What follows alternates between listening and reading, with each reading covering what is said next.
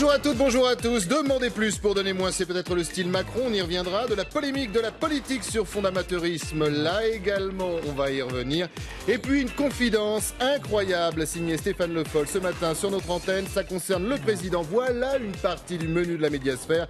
Et ce menu vous est servi par Monsieur Laurent Bazin, bonjour. Bonjour. Journaliste éditorialiste Frédéric Foscani, bonjour. Spécialiste de la e-réputation QNS Digital, Stéphane Rosès, bonjour. Bonjour. Président de Cap Conseil, enseignant à Sciences Po, et Virginie Leguet. Bonjour Virginie. Bonjour. Vous êtes chef du service politique de Paris Match. Mais tout de suite, cette fameuse confidence de Stéphane Le Foll, c'était il y a quelques instants sur LCI et ça concerne un certain Emmanuel Macron. Ça s'est passé au moment où Emmanuel Macron partait du secrétaire général de l'Élysée. Voilà. Quand il est sorti, j'étais là, c'est vrai, ça je l'avais raconté un soir à Jean-Christophe Convedis au mois de novembre 2016. Donc je faisais un peu le retour sur image et il m'a dit, au moment où il sort, en m'embrassant, effectivement, je m'en souviens très bien, quand je vais revenir, je vais tout faire péter. C'est ça qu'il m'a dit. Voilà, c'est clair, Emmanuel Macron avait promis de tout faire péter, Virginie Leguet. Mais tout faire péter quoi? Je Et ne tout sais faire pas. péter pour qui et au détriment de qui? C'est ça la question. Tout faire péter, je ne sais pas ce que ça veut dire. La question, c'est aussi la formule. Ben non, la question c'est l'efficacité. Tout faire péter, ça veut dire quoi? Les carcans, ça veut dire aider les très riches, ça veut dire que les moyens riches ou les classes aisées continuent à payer Vous, les cette impôts. petite confidence aujourd'hui, on va en reparler Moi, je en le pleine comprends pas. polémique, ça ne vous étonne pas. Factuellement, il a tout fait péter. Et Il a fait péter la classe politique, ça, c'est sûr. Voilà. Factuellement, il a tout fait péter. Il a fait exploser ce qui l'agaçait terriblement à l'époque. Ce qui l'agaçait quand il était à Bercy également. Il l'avait dit dans les rares déjeuners qu'il faisait avec les journalistes. Il n'en faisait pas beaucoup, lui, pour le coup. Mais quand il les faisait, il n'y allait pas à moitié. Il faisait effectivement tout péter, y compris les prudences de langage traditionnelles des politiques. Il n'en pouvait plus des frondeurs socialistes. Il n'en pouvait plus du Parti socialiste. Ça s'entendait Il a appelé les même à feignants. l'antenne. Oui, après. Les frondeurs. Après, absolument, après. Il n'en pouvait plus, en vérité, de François Hollande et Manuel Valls, qui étaient en train de le contraindre à renoncer à la deuxième loi qu'il voulait faire, qui était la loi Noé, dans laquelle il voulait aller beaucoup plus loin. Il n'en pouvait plus de la façon dont la politique gérait l'économie, et il voulait effectivement faire péter tout ça. Il n'en pouvait plus, ça, il ne l'a pas encore mis sur la table, du statut des fonctionnaires. Ça commence. Il l'avait évoqué lors d'un petit déjeuner qui était supposé être off, celui-là aussi, mais dans un cercle parisien bien connu. Ça avait été évidemment répété parce que c'est toujours répété. Et François Hollande, si vous vous en souvenez, était en Corrèze et en décorant un haut fonctionnaire avait dit « Je suis un haut fonctionnaire qui est, attaché à son statut comme je le suis moi-même ». Donc il y avait déjà du recadrage dans l'air. Donc oui, Emmanuel Macron, il voulait tout faire péter, factuellement et politiquement. Stéphane. Oui, au moment où il fait cette confidence, les Français ne le connaissent pas. Et maintenant, il est à l'Élysée, il a tout l'exécutif avec lui. Pourquoi? Parce que contrairement à tous les autres, il dit aux Français, c'est pas vous les responsables du malheur français. C'est les gens d'en haut, je sais, j'en viens. Et donc, il capte l'énergie d'un pays en dépression et son En Marche sonne comme un espoir, en tout cas pour une partie de la population. Et un autre proche du président, il avait fait la confidence à l'époque, mieux vaudrait pour la France que François ne se représente pas. Donc Emmanuel Macron est quelqu'un qui apprend très vite, qui est d'une grande intelligence, qui fait tout de suite bilan de ses expériences. Il a beaucoup appris des autres, mais une fois qu'il a appris, il continue son chemin. Et très vite, il fait un diagnostic de ce qui est devenu le sommet de l'État, les socialistes, ce sommet de l'État, et il se dit, mais au fond, quand je vois le paysage qu'il y a autour de moi, il y a vraiment un problème. En haut, ils ne sont pas à la hauteur, et je vais y aller. Et c'est ça. Alors, Stéphane Le Foll l'utilise aujourd'hui, on y reviendra peut-être dans une campagne hollandaise. C'est autre chose. Une campagne de retour, d'une certaine manière, de François Hollande. Il l'utilise dans un autre sens, qui se lit autrement, parce qu'évidemment, l'actualité n'est pas la même. Alors, on se dit, ah oui, évidemment, bah oui, il avait dit qu'il allait tout faire péter, donc il va faire la politique des riches, et c'est le président des riches. On peut en débattre, on peut en discuter, mais c'est l'attaque que lui portent les Hollandais aujourd'hui. Mais en l'occurrence, à l'époque, je pense que c'est pas ça qu'il dit. Il dit, je veux faire péter le système. On va revenir effectivement Donc sur je cette suis un pur produit. Pareil. guerre qui n'est plus à distance depuis les derniers jours, et je laisserai la parole à Frédéric Foscani, mais on va revenir sur cet exercice rare. Seul avant lui, Nicolas Sarkozy l'avait fait. Emmanuel Macron devant les policiers et gendarmes, 1h30 pour exposer sa vision présidentielle de la sécurité et mettre le feu aux poudres. Et oui, sur fond de temps de repos et de réglementation européenne. Écoutez. Sur ce sujet du temps de travail, je dirais aussi très clairement que ma détermination est complète pour que aussi bien la gendarmerie que le ministère des Armées ne soient pas concernés par la directive bien connue. Les choses sont claires, notifiées, acquis de droit et seront portées jusqu'à leur terme. Voilà, les choses sont claires. Là aussi, on est vraiment dans la posture du président. Stupeur des cadres de la sécurité dans la salle. Un grand « oh » au moment où le président a prononcé ces mots. Après cette fin de non-recevoir assumée, voilà les dernières réactions des syndicats de police. Effectivement, c'était les revendications et des gendarmes et des CRS. Ce qui nous a surpris, c'est aussi sa fermeté sur le temps de travail. Vous avez senti que dans la salle, ça avait bruissé seulement à ce moment-là. C'est révélateur que c'est quelque chose qui est très attendu. Parce qu'on ne peut pas à la fois exiger beaucoup des forces de l'ordre et ne pas faire en sorte qu'ils aient une vie sociale et équilibrée avec leur famille. Alors c'est d'autant plus surprenant de la bouche du président de la République, c'est un Européen convaincu et qu'il met en cause une directive qui s'applique dans beaucoup de pays, notamment l'Allemagne, qui est souvent la référence. Les militaires et policiers allemands appliquent la directive européenne du temps de travail. Pourquoi n'aurions pas en France de manière tout à fait pragmatique ? Alors, ce qui est incroyable quand même, c'est que c'est une des revendications principales des CRS. Vous vous rappelez qu'ont tous déposé, ils étaient plus de 2500 des arrêts de maladie, également la grogne des gendarmes. Et Frédéric Foscani, cette fin de non-recevoir du président, eh bien, quasi lettre morte. Notamment ce matin dans la presse ou encore sur les réseaux sociaux.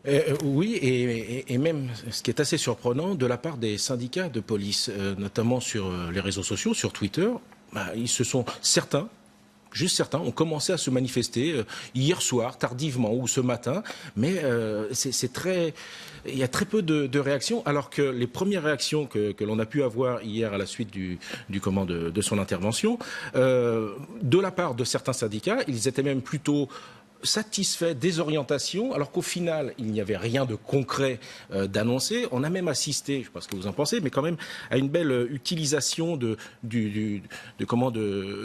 synonymes sur des termes qui finalement n'apportent rien en termes d'action. Généralement, sont des choses qui nous montrent que l'on va aller dans une situation d'attente. Quelques termes, comme mettre en place une mission, réflexion, concertation, atelier, consultation. Donc on va vous proposer, on va mettre en place des ateliers de réflexion, mais rien de concret à ce stade. Et il leur a bien rappelé, effectivement, vous n'avez pas besoin de manifester pour vous faire entendre. Mais le style Emmanuel Macron. Oui. Je vous laisse la parole, bien évidemment. Justement, vous parliez de ces réactions. Quelques-unes de ces réactions. Il y a un loup, il y a du flou, vous connaissez l'expression.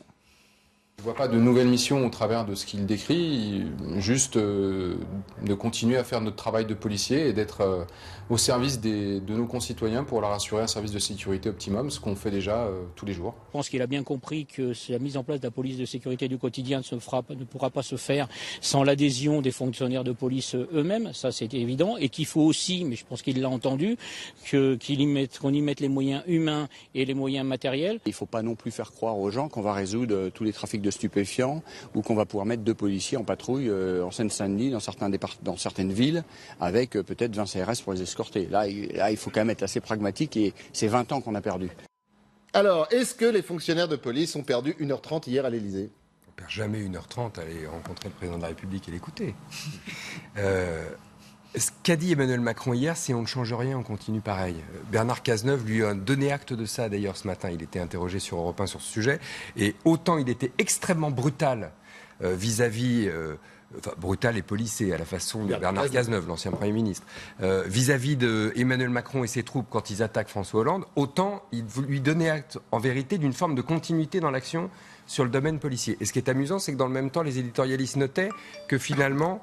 Pardonnez le petit tulute. C'était mon téléphone. Et ça n'est pas Emmanuel Macron, c'est vérifié. En même temps, ils disent, vous m'avez fait perdre le fil de mon affaire. C'est un peu de ma faute. Les policiers, les syndicats disent que... Voilà. Et en même temps, maintenant je ne sais plus. En même temps. Et en même temps.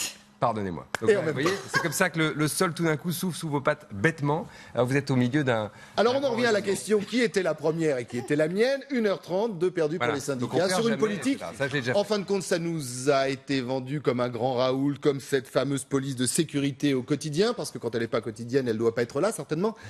Vous avez appris quelque chose de nouveau. Frédéric Foscani nous disait que, a priori, pas grand-chose.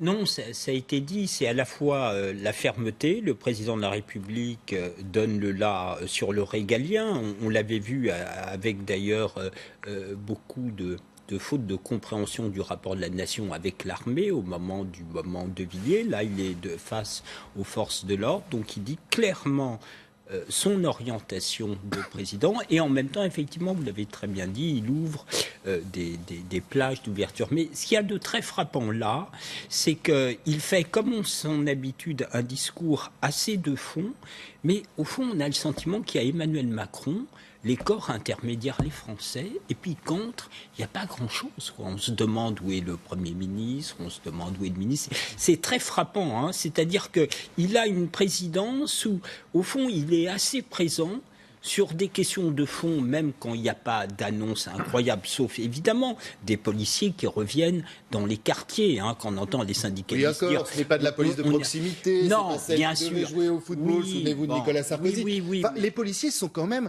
Ils attendaient beaucoup, c'est un métier difficile, ils sont la cible, on le sait bien évidemment, d'actes de terroristes, et pour quelque chose qui a été vendu, en tout cas, puisqu'on est là pour parler de com et d'image, comme le renouveau de la police et la patte Macron sur la sécurité...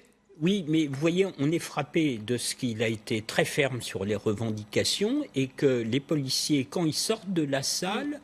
ils ne sont pas remontés. Alors ça, c'est une façon Macron. Il y a 10 000 postes de policiers supplémentaires. Il y a des postes. Oui, vous avez des représentants syndicaux et vous n'avez pas la base. Et en même temps, il y a un président qui s'explique, qui va au contact, qui aborde les questions de fond. Et donc, si sur le revendicatif, il y a des raisons d'être un peu surpris, sur le fond, il y a quand même un président qui prend à bras-le-corps les sujets, même si, encore une fois, au plan revendicatif, ils peuvent trouver qu'ils n'ont pas été entendus. Virginie Leguet, je vous ai vu noter quelque chose. Oui, il y a une autorité présidentielle chez Emmanuel Macron qui est indéniable et que François Hollande, pour ne parler que de son prédécesseur, n'avait jamais réussi à incarner en 50 quinquennats. Et là, en quelques mois, 5 mois, ce jeune président, qui avait eu un parcours politique extrêmement rapide, incarne extrêmement facilement ce qu'est un chef d'État, peut-être d'ailleurs de façon un petit peu trop prégnante, parce que même si on se souvient de son intervention de dimanche soir, dans le fond, il ne parlait que de lui. Il a eu quelques mots pour Édouard Philippe, assez rapides, aucun mot pour ses ministres. En fait, c'est lui. Ah oui. Lui. Donc il se met en première ligne, mais c'est vrai, je suis d'accord avec vous, il aborde frontalement les questions. Mais le risque, c'est que, bon, le jour où ça se retournera, si ça se retournera directement contre lui, parce que les Français ont l'impression qu'il n'y a personne d'autre. Et on le connaît, il est vraiment très exposé. Là, vous avez raison, et on connaît l'amour aussi des Français pour, qu'on le veuille ou non, leur police, surtout en cette période.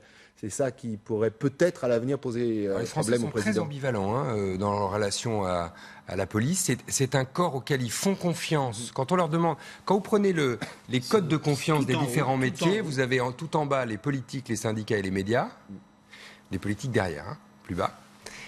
Et tout en haut, ça très bas. Enfin, c'est très bas quand même. C'est quand même le fond de la liste. On est, alors, puisque vous voulez les chiffres, on est entre 18 et 25% de taux de confiance. Donc, à 75% de défiance. Voilà, pour dire les choses. Les militaires et les policiers sont les infirmières, les pompiers sont très hauts, entre 70 et 80%. Donc, à la fois, c'est un corps dont on sait qu'on a besoin. Voilà. Non, mais c'est surtout pour modérer notre société. Et en même temps, on les conteste au quotidien dans leur manière d'intervenir. Ah oui, mais alors, on m'a flashé. Ah oui, mais alors, les policiers m'ont embêté parce que j'avais pas mis mon clignot. Ah oui, mais alors, etc. Donc, il y a cette relation très ambivalente qu'on avait vue à l'œuvre au moment de Charlie, après les attentats de janvier, de manière assez impressionnante. Moi, j'étais, comme beaucoup de gens, dans la manifestation de la place de la République et on applaudissait les CRS. Les gens applaudissaient les CRS. Renaud, les CRS on a même fait une chanson. Voilà. Mais les CRS n'en revenaient pas. Depuis la mise en place de l'état d'urgence, on en est revenu de ça. C'est-à-dire que le rapport avec la police aujourd'hui n'est plus un rapport d'applaudissement. Vous voyez ce que je veux dire? D'accord. Moi, je serais moins catégorique que ça. Je pense que depuis la mise en place de l'état d'urgence, les Français ont pris l'habitude de voir les policiers dans le métro, les gares, les lieux publics. Ça fait partie de leur quotidien. Beaucoup les militaires. Et les militaires. Oui, mais du coup, ils ont un rapport avec eux quotidien, rassuré. Et je trouve que dans l'ensemble, quand on les interroge sur cette question-là, ils ont une image assez flatteuse, pour ne pas dire même empathique, de ceux qui doivent pendant des heures et des heures marcher dans les couloirs du métro métro, devant les gares, dans les rues, sous la pluie parfois. Et je ne suis pas sûre que le taux de défiance, comme vous dites, revienne. Un petit montage, il n'est pas présent. Et notamment pour Stéphane Rosès par rapport à ce que vous disiez à l'instant. Ça concerne l'image du président Macron. Vous savez, c'est un président qui ne cède rien. Oui. Il y a l'image, il y a les mots. Écoutez. Mais vous l'avez compris, avec une ambition extrême à laquelle je ne céderai rien, ni sur les principes, ni sur l'efficacité. Je serai d'une détermination absolue et je ne céderai rien, ni aux fainéants, ni aux cyniques, ni aux extrêmes. Emmanuel Macron, le président qui ne cède rien. Je crois qu'on a bien compris ça depuis un petit moment. C'est devenu sa marque de fabrique. Mais justement, hier, dans la façon dont il a... Il y a quelques semaines, entre ces deux sonores, bien évidemment. Oui, mais il le rappelle à chaque événement, à chaque fois qu'il y a des réactions négatives, il va affirmer son positionnement. Mais c'est pour ça qu'il a été élu. Il a été élu parce qu'il voulait réformer, qu'il avait annoncé son ambition réformatrice. Et les Français, tout au long de la séquence électorale de l'année dernière, n'ont eu de cesse on a appelé ça dégager. Je ne céderai rien, c'est la formule et on passe à un autre sujet. Non, mais ils n'ont eu de cesse que de dégager l'ancienne classe politique pour laisser au pouvoir quelqu'un qui disait « Moi, je vais changer et je vais réellement le faire et je vais faire ce que j'ai dit ». Oui, effectivement, et ça ne fonctionne que si la fermeté est au service d'un objet. L'objet, c'est je veux transformer la France, je ne veux pas la réformer comme avant en disant c'est l'extérieur qui nous l'impose, je veux partir de ce que l'on est pour aller à l'extérieur. Le problème, c'est qu'il y a une petite contradiction entre ce propos, cette posture d'autorité que les Français attendent, et puis une politique gouvernementale au quotidien qui semble être, elle, plus traditionnelle, imposée de l'extérieur par respect des engagements de la France à Bruxelles avec les 3%. Donc il y a une contradiction entre l'imaginaire français qui l'incarne bien, qui est projectif, et un environnement européen qui lui semblerait dire le contraire. Et c'est pour ça qu'il baisse dans l'opinion. Il ne baisse pas dans l'opinion parce qu'il incarne l'autorité, le retour de l'autorité présidentielle. Il baisse dans l'opinion parce qu'il y a une contradiction entre ça et une politique gouvernementale qui est assez traditionnelle au fond, qui est la politique du rabot, qui est une politique comptable, qui est chercher les sous. Et là, il est plus volontaire pour dire non, mais attendez, mon propos est toujours là, sauf qu'il n'y a pas une cohérence très grande entre ce propos et la politique au quotidien. D'autant plus que cette politique apparaît aujourd'hui comme favorisant une partie des Français au détriment d'une autre. Oui, donc mais ça peut créer une division. Le pays est prêt, si vous voulez. Ce qui faisait la popularité de Macron avant la présidentielle, c'est qu'il tenait ensemble compétitivité des entreprises et puis souci social. Le pays est prêt jusqu'à un certain point à dire il faut aider les riches si la machine fonctionne. Le problème, c'est est-ce que la machine va se relancer? Et s'il y a des compensations pour les autres. Et s'il y a des compensations. Et là aussi, la question se pose. Mais il commence d'abord par la flexibilité parce que c'est Merkel qui lui demande. Bien sûr. J'ai une question à vous poser. Comment on mesure le pouvoir de nuisance de quelqu'un? Réponse au temps passé pour parler de lui et au niveau d'agacement provoqué par ses propos. Et si l'on prend le cas de François Hollande et puis on y ajoute la notion d'amateurisme, eh bien, ça provoque ça. Je pense que la situation de son bilan, il l'a évalué, il l'a analysé, l'a empêché de se représenter devant les Français. Parce qu'au fond, celles et ceux qui donnent des leçons, lancent des appels au gouvernement, sont au fond responsables d'une dette de l'État qui est égale à 4-5 années d'ISF. Et donc je pense qu'il est inutile aujourd'hui de venir sitôt donner des leçons et de le faire d'un pays étranger comme cela. À minima, la modestie face à ce genre de situation devrait s'imposer. Je pense qu'il faut respecter pour l'un son prédécesseur, pour l'autre son successeur, et qu'il n'est pas utile de vouloir alimenter par des petites phrases comme cela. Réponse, c'est un coup de pied de l'âne, c'était ce matin, c'était en direct, c'était sur LCI. Ce que je pense au fond, c'est que ça a deux conséquences. Une, c'est injuste, et en termes de justice sociale et fiscale, là, on va creuser un écart extrêmement important entre les revenus du travail, les revenus du capital, et puis entre ceux qui ont le plus et ceux qui ont le moins. Ça, c'est le premier point.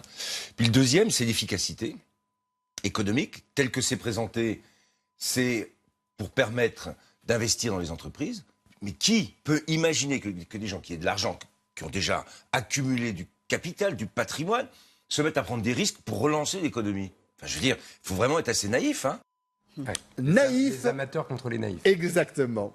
On a vu le match. Alors, beau match? Moi, je me souviens du sonore d'avant où il disait qu'il fallait respecter son prédécesseur. Je trouve qu'Emmanuel Macron, depuis quelques mois, d'abord, il ne le cite même plus. Il parle de son prédécesseur sans même parler de François Hollande. En revanche, il parle de Nicolas Sarkozy. Mais somme toute, il pourrait être un tout petit peu reconnaissant, ou tout du moins admettre que s'il est rentré en politique à l'Élysée, puis après à Bercy, grâce à François Hollande. Il y a un moment, il faut peut-être cesser les hostilités. C'est vrai que peut-être le passif budgétaire qu'a laissé François Hollande, on a bien vu le rapport de la Cour des comptes au début, tout ça peut peser, peut envenimer un peu les choses. Mais là, il s'en prend personnellement, de façon extrêmement continue, à son prédécesseur. Je trouve qu'à un moment, il faut cesser, non, mais en plus, c'est la guerre. Les hostilités, ça ne sert c'est à la rien. Guerre des porte-flingues. On va certainement réécouter dans quelques instants un autre sonore de Stéphane Le Foll. Mais il y a eu ce matin Bernard Cazeneuve. Vous avez écouté tout à l'heure dans le journal 9h le Premier ministre qui a été très dur dans les mots. La guerre déclarée. Oui, mais avant, c'était la guerre ouverte. Enfin, la guerre ouverte entre Emmanuel Macron et François Hollande. Ils se parlent. C'est toujours, d'ailleurs. Donc, c'est pas que les fortes flingues qui s'expriment. Ce sont les deux présidents, l'ancien et l'actuel. Là, justement, je crois que on franchit un nouveau cap, justement, dans ces communications des uns et des autres. François Hollande, on sait bien, a essayé de rentrer dans la brèche, puisqu'apparemment, il n'y a pas vraiment d'opposition au gouvernement. Donc, on sait très bien que la nature, ayant horreur du vide, à part les insoumis, donc il essaie de se positionner. Du coup, c'est certainement effectivement prématuré son retour, parce qu'on voit bien que personne n'en veut sur les réseaux sociaux. Dès qu'il prend la parole, il est systématiquement rejeté. Mais on sait très bien comment il va fonctionner. Il va essayer. Et là, très clairement, on ressort les grognards. On demande à tout le monde d'intervenir. Et là, on est en train d'assister au grand déballage. De com et d'image, il y a une immédiateté, cher Laurent Bazin. C'est-à-dire qu'on ne laisse même pas la bride à son concurrent. Ils vont plus vite que sur Twitter. Là. Exactement. Là, c'est du Twitter en temps réel. Je voudrais le remettre dans l'autre sens. Ça commence quand ? Cet été. Ça commence le 30 août à Angoulême. Le budget insincère. Alors le budget insincère, c'est pas faux. En l'occurrence, le budget insincère, c'est le Premier ministre. Ça a commencé oui, par le budget insincère. C'est le Premier ministre qui accuse le bilan et l'héritage, mais c'est avant l'été. Mais il ne se passe rien. Oui. Enfin, à Florey-Moucheté. Oui, bien sûr, ça marque. Et puis, il y a chez François Hollande cette idée qu'il a été trahi et il n'aime pas beaucoup ça. Voilà. Bon.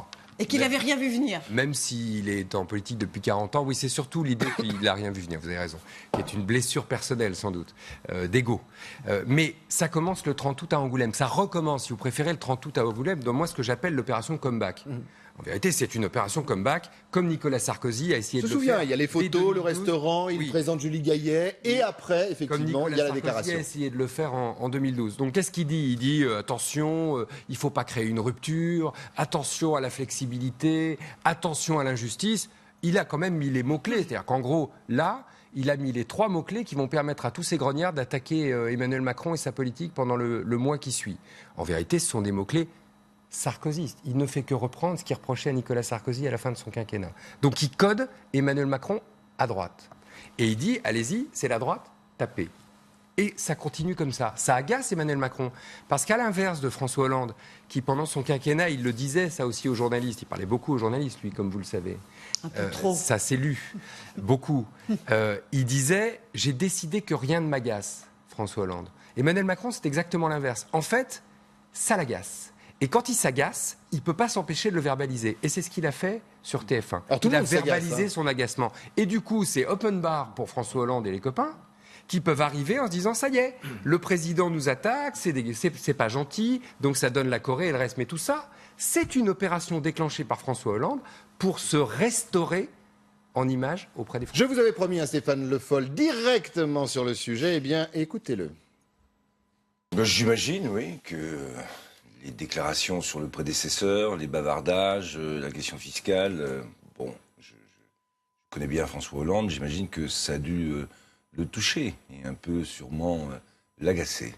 Bon, il faut rester dans ces moments-là avec la sérénité nécessaire par rapport à ce qu'a été un quinquennat pour François Hollande et celui qui commence pour le président de la République, qui restera quand même long. Donc il faut prendre son temps et éviter quand même de se créer trop de problèmes dès le départ. C'est bon, on dirait du Audiard. Hein, c'est une vraie méchanceté politique, oui. On pourrait entendre un André Pousse. C'est la façon Le Foll d'être, mais maintenant, sur le fond, c'est vrai qu'il y a un agacement réciproque. La façon d'être d'Emmanuel Macron, sa réussite même, semble être un retour de ce qu'a été l'échec, au fond, de François Hollande. Et il pense revenir peut-être en politique, François Hollande, mais il mésestime une chose, c'est qu'il n'a pas été battu. Il ne s'est pas représenté. Il ne s'est pas représenté. Oui. Et autant les Français peuvent se retrouver quelqu'un qui a été battu. Vous avez entendu le Premier ministre, justement, ce matin, quand on met une bonne couche sur celui qui n'a pas osé se représenter. Voilà, mais ça, il ne faut pas mésestimer ça, parce qu'effectivement, François Hollande constate bien le champ de ruine qui est celui de la gauche, et il se dit, mais moi j'ai des qualités, vous l'avez très bien dit. Hein. Il a le mot, comme autrefois Fabius et Mitterrand, il a le mot pour autour de quoi tout peut tourner dans une contre-attaque. Il est très fort là-dessus. Sauf que il n'a pas été battu, il a déserté. Et il n'a pas seulement déserté la gauche, il a déserté la France. Et en désertant la France, c'est lui qui met sur orbite Emmanuel Macron, parce que Macron n'est pas sur le clivage gauche-droite, sur est-ce qu'il faut en faire un peu plus pour les salariés ou pour les travailleurs. Macron dit, comme Mélenchon, comme Marine Le Pen, non. Le sujet est un sujet existentiel. C'est notre modèle dans le monde. Et la réussite de Macron sonne évidemment comme un désaveu terrible pour François Hollande. Il faut rajouter à ça les manques de... Effectivement, vous l'avez dit, le manque de délicatesse, parce qu'effectivement, François Hollande a participé d'une petite amélioration de conjoncture qui fait que pour l'instant, les astres économiques, les astres sont quand même bien orientés. Et faire ça vous agace, Stéphane Rozès, cette polémique, je le sens, vous n'aimez pas cette petite phrase, cette petite guerre. Non, mais faire le coup du bilan, c'est un peu exagéré. Tous les présidents font ça. C'est de la vieille politique. Les présidents sortants font ça. C'est la vieille politique. Mais il y a quelque chose qu'il faudrait quand même rajouter, c'est que... Moi, je trouve que cette polémique est d'autant plus inaudible et absurde que les Français... aux yeux des Français, François Hollande, c'est l'ancien monde, c'est fini. Et moi, je crois qu'il n'y aura jamais de retour de François Hollande parce qu'il ne peut pas revenir. Les Français n'en veulent plus. Mais à quoi ça sert alors ? Ils ne cessent de le dire. Continuez, chère Virginie Leguet, et je voudrais que vous soyez ponctués de ce que va nous dire Frédéric Foscani, justement sur le retour des Français sur ces pics. Ça fait une semaine, sur ces polémiques, sur ces petits mots. Je dirais qu'entre hier et aujourd'hui, c'est un festival, c'est Ruggieri. Les réactions sur les réseaux sociaux et sur Twitter en particulier sont systématiquement négatives concernant François Hollande. En même temps, il faut reconnaître une chose, c'est qu'il n'a lui-même aucune présence sur les réseaux sociaux. Donc il n'a aucun moyen aussi d'essayer de faire entendre sa voix autrement qu'au travers de pics et d'envoyer au feu ses premiers soldats. Mais aujourd'hui, quand vous regardez les réseaux sociaux, dès qu'il intervient, c'est systématiquement on ne veut plus de lui. Voilà, on peut le résumer à ça. Donc, je voudrais juste dire un mot. Le déserteur... C'est un peu raide. C'est un peu raide. François Hollande, oui. C'est un déserteur. C'est-à-dire que nous avons un tort. C'est un peu dur. Honnêtement, nous avons eu, nous, le tort d'interpréter le renoncement de François Hollande seulement que sous l'angle, son bilan était mauvais. Mais au fond, symboliquement, c'est pas comme ça que ça a été interprété par les Français. Ça a été interprété comme la situation est-elle aussi grave pour la France dans son rapport au monde, dans son rapport à son modèle, entre l'État et la nation, qu'un président ait le sentiment qu'il n'a même pas les ressources pour se représenter. Car tous les présidents, sauf ceux qui étaient en situation de manœuvre, se sont représentés. Et je crois qu'à l'époque, on a mésestimé cette dimension symbolique qui fait qu'effectivement, le retour de François Hollande est absolument impossible parce que spontanément, une présidentielle, c'est un rite et les gens ne se défaussent pas du rite qui est que le président en exercice se représente. C'est comme si un comédien, au dernier moment, juste avant le lancer du rideau, se disait « bah non, finalement, j'ai décidé de ne pas y aller ». Et pire, il pense, président sortant, aller à une primaire où il va se confronter à des gens qui n'existent pas pour les Français. C'est l'idée de la plupart des socialistes, sauf Le Foll d'ailleurs. Ils étaient rares ceux qui lui disaient « mais ça ne va pas ». Ses conseillers, ses proches, moi-même, j'ai changé. En fait, les socialistes voulaient attirer le président sortant comme la chef de M. Seguin dans une primaire pour agglomérer la gauche, de sorte que même s'ils partent, la gauche ne se divise pas. On pouvait dire, et je l'avais dit à François Hollande à l'époque, tu t'y perdras et les socialistes se perdront avec toi parce que le président de la République, c'est la clé de voûte de la vie politique française. Donc la désertion de François Hollande était la conséquence de ça et les socialistes en sont morts. Alors, et les Français l'ont d'autant moins compris que les Français auraient pu apprécier qu'un président, même faible politiquement, même avec un bilan extrêmement contesté, ait le courage, malgré tout, non seulement de le défendre, mais de se représenter, quitte à être battu. Comme Mitterrand en 88, en mettant de côté le PS et en s'adressant directement au pays, en allant à Chartres tout seul et en s'expliquant sur ce qu'il avait fait. On assume. Mais pour ça, il ne fallait pas être premier secrétaire du PS et surtout pas écouter un entourage de personnes qui ne comprennent rien à la France. Et qui lui ont donné des mauvais conseils. Voilà qui est dit. Je voulais juste mettre un bémol, voyez le résultat. Ben voilà, c'est parti. Merci beaucoup, Laurent. Très en forme, Stéphane Rosès. Ce matin, gardez... Il aurait dû vous écouter. Exactement, pour son retour, il va falloir qu'il vous écoute. Gardons encore un peu de force pour le droit au chômage pour tous. Et oui, là encore, une polémique. Là encore, le porte-parole du gouvernement qui se retrouve en première ligne, dans les cordes même, obligé de se justifier par tous les moyens. Et quand on dit tous les moyens, c'est tous les moyens. Un petit message à tous les professionnels de la polémique, à ceux qui font de l'insulte sur les réseaux sociaux une arme politique, je voudrais rappeler ce que j'ai dit hier.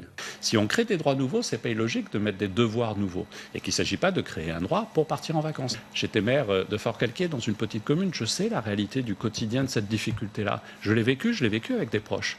Je laisse à celles et ceux qui préfèrent critiquer, insulter. Mais je préfère, moi, faire. Voilà.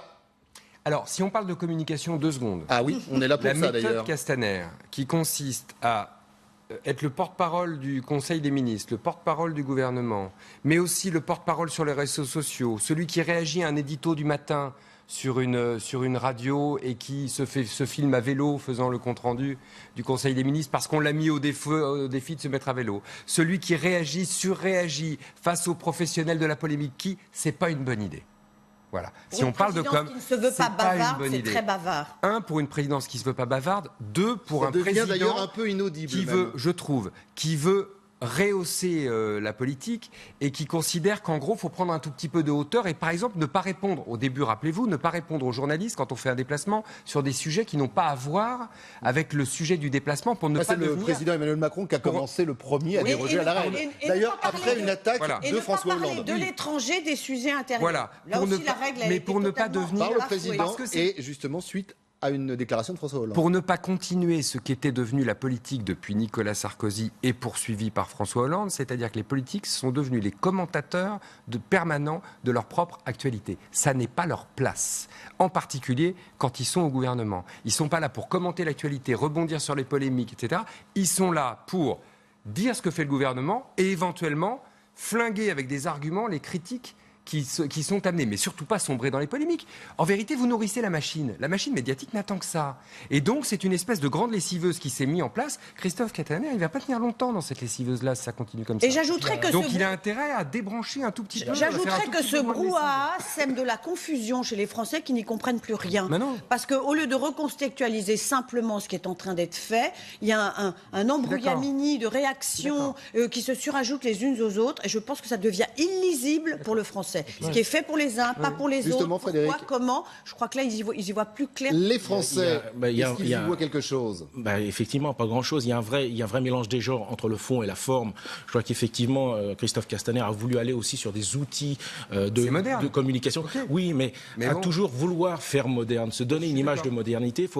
Il ne faut pas oublier que c'est pas l'outil qui va faire passer votre message. C'est le fond de votre message qui va être important. Et là, ces petits, je dirais, ces amusements, je dirais, de vouloir faire des représentations directes sur son vélo, dans sa voiture, etc.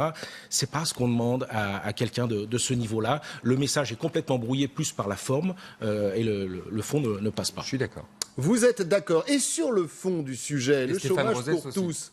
Et Virginie également. Oui. Je ne sais pas, Stéphane Rosès. Justement, alors, que conseilleriez-vous, cher Stéphane, à Christophe Castaner, puisque la musette de François Hollande est pleine, on est bien d'accord, on l'a vécu en direct, donc pour ce qui est de Christophe Castaner. Non, mais il ne faudrait pas se méprendre. On ne revient pas sur François Hollande. Christophe Castaner, non, mais c'est... Mais j'ai pas voulu remplir la musette de François Hollande, qui est quelqu'un que je respecte et que j'apprécie, mais la situation de la France est grave. Alors revenons sur Christophe Castaner et sur cette communication. La situation de la France est très grave. La situation de l'Europe est excessivement grave. La situation du monde est grave. Donc on n'a pas besoin de ça ? Et non, certainement pas. On n'a pas besoin des petites choses à l'ancienne. Vraiment, honnêtement. C'est intéressant, les petites choses à l'ancienne. Donc même un président moderne qui se veut moderne... Oui, non, mais c'est pas, encore une fois, c'est le métier, c'est pas le métier, la vocation politique, c'est quelque chose de très dur. La France, c'est un grand pays, et Emmanuel Macron a eu raison de dire que c'est une grande puissance. Je ne dis pas, comme mes prédécesseurs, que c'est une puissance moyenne. La France est une grande puissance, pas par ses agrégats économiques, mais par son universalisme. Il y a une vision française. Et cette France, elle est mal. Elle connaît un malaise. Et donc, je comprends très bien, moi, les mots d'Emmanuel Macron, quand il dénonce les cyniques, quand il dénonce ceux qui ne travaillent pas, quand il dénonce ceux qui n'ont pas le sens de l'intérêt général. Mais dans ces cas-là, il faut être cohérent.